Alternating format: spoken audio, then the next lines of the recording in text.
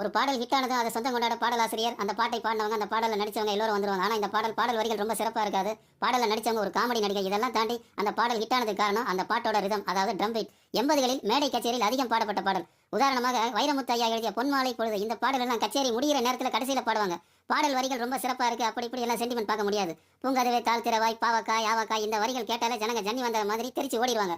பாடல் வரிகளுக்கு முக்கியத்துவம் கொடுக்காத, துள்ளல் இசைக்கு முக்கியத்துவம் கொடுக்கிற பாடல்களை கச்சேரிகளில் அதிகம் பாடுவார்கள். அப்படி மேடை கச்சேரிகளில் அதிகம் கைத்தட்டு வாங்கிய, மக்கள் மனதில் நீங்கா இடம்பெற்ற பாடல், குறிப்பாக இளையராஜா ஐயாவின் இசைக்காக அதிகம் கைத்தட்டல் வாங்கிய பாடல் இதோ அந்த பாடல்.